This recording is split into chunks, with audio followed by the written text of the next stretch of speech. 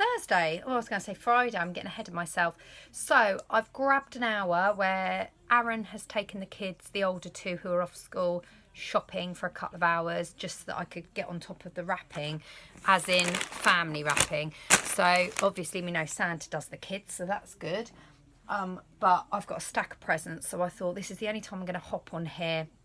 Probably realistically maybe one more time before the big day, to let you know about how my TTC journey's going. Right, I've got to remember who these are for, haven't I? Right, okay, I'm going to do my friend Kate's family, and then I can chat to you quite happily.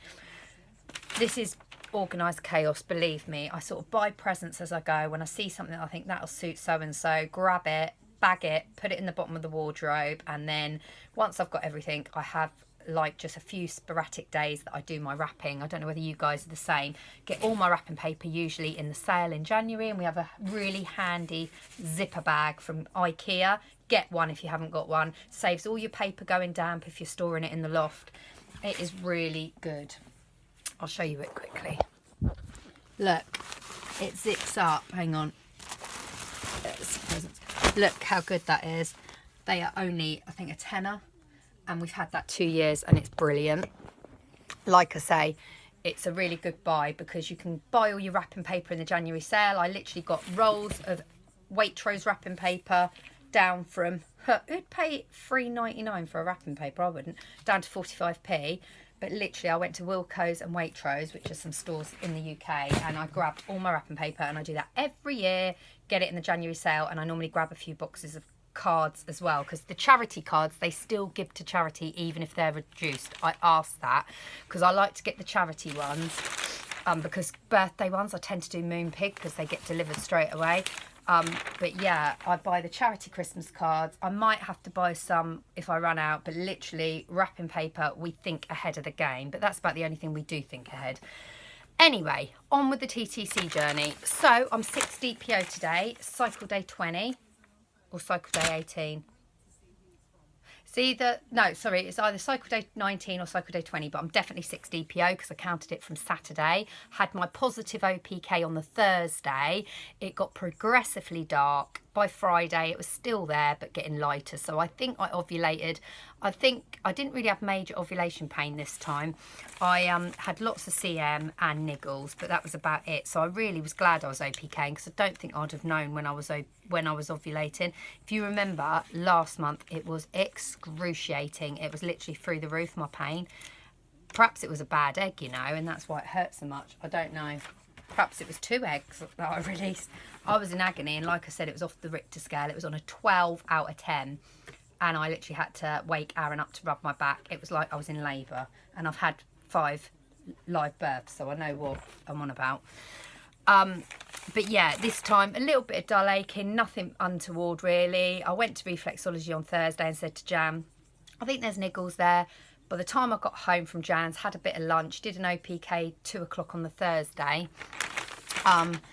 Yeah, it was a strong line.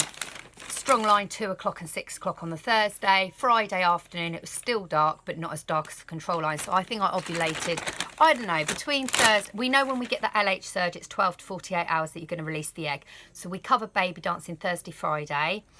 And I counted 1 DPO as the Saturday. I think I ovulated between Thursday, Friday. We'd already baby danced Thursday. Aaron really did not want to. I said to Aaron, we've had a positive ovulation. He said, right, we'll do it. That was the Thursday. The Friday, I got in touch with Paige. Hi, Paige. She's currently, I think, about 9 weeks pregnant now. I think maybe 8 weeks. We've been in touch. Not a lot lately because I think she's getting sick quite a lot. Hi, darling. I did text her to say, baby danced a lot this month like she did, and she said try and get one in, and we did. I just said to Aaron, let's just do it because it seems a shame not doing it, and that could be the one time, you know, the egg might have been released today and it just seals the deal if there's something there. So we did Thursday, Friday, and by Saturday morning my ovulation test was negative. It was so pale. So I know I ovulated or LH surged between Thursday, Friday. I reckon my egg was released Friday. Even if it was early hours of Saturday morning, there would have been something there. So baby dancing is definitely covered. We did 9 days straight, I think, from 7. I think it worked out we did between 7 and 9 days straight anyway. We literally did baby dance from day 7, 8, 9, 10, 11, 12.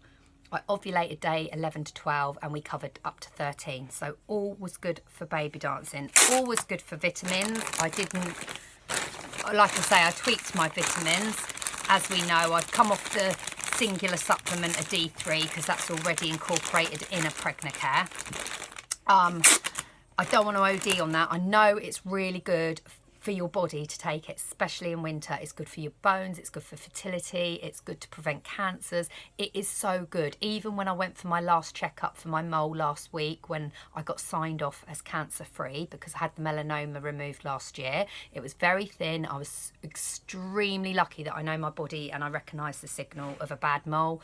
I persisted with the GP and got it looked at 3 times, and on the 3rd time got a referral. The NHS were taking forever to come through because they were so busy. This was way before the COVID scare.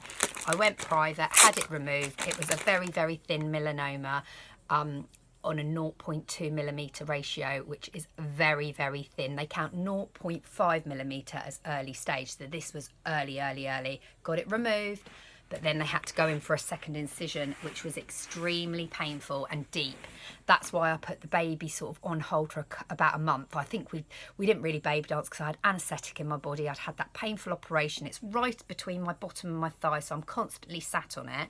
And even to this day, when I got signed off last week, I said I always get particularly niggly when I'm coming to you. I don't know whether it's like psychological, I'm worried. He said that's perfectly normal. Lots of people get that, but it's prickly and itchy and stingy, and especially sometimes a bit tender when I lie on it. And he said that's perfectly normal. It can take up to like 2.5 years for a scar to heal.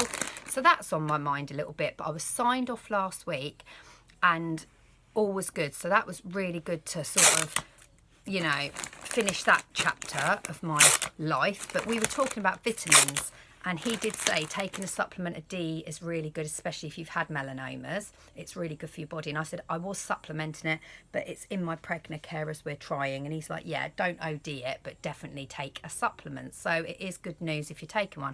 So my supplements are all up to date. Like I say, if I come on my period, I always boost myself with an extra iron tablet and some vitamin C. But now I'm on the Pregnacare, I'm not doing iron because I don't feel tired.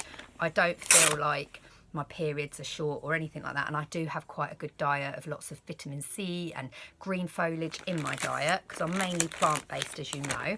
I do now to succumb to some eggs and milk in a few drinks, but basically I'm plant-based anyway. So all's good with the diet, all's good with the baby dancing. I do not want to test too early. The thing that I am a bit worried about is I'm due on my period Boxing Day, so if I test Christmas Eve and I get a positive, I can start on the progesterone, surprise Aaron with a pregnancy test on Christmas Day that's positive, and it'll all be great. Long as the baby sticks. Hopefully it will with progesterone. But then if it's a negative test Christmas Eve, Christmas Day, I'm going to feel flat all of Christmas. But then I need to act fast on this progesterone because I miscarried at gestation 5 to 7 weeks 2 times and had that chemical, so I don't want to miss a trick. So I think I will test Christmas Eve. If it's negative, still hold a bit of hope out because I'm not due till Boxing Day.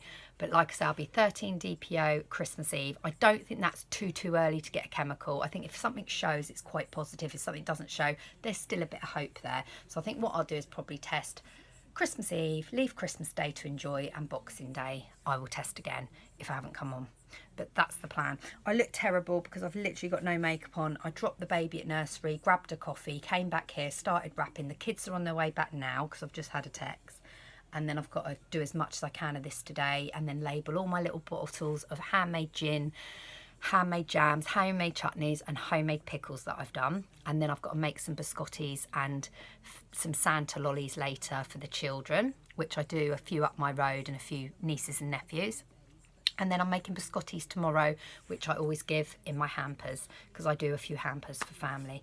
So I've got all that to do tomorrow, which I'm really looking forward to. And the kids break up tomorrow, which will be great. It's jumper day tomorrow for charity, so that's great fun for the kids. But I wish you all a Merry Christmas. I will be in touch. I'm going to try and vlog one more time, but today I'm 6 DPO. The only symptom I have is CM and my nipples are a little bit sore, but that is it. But I will keep you updated. Love to all, friendship to all. Please subscribe, please like and comment, and let me know how you are on your journey. See you later.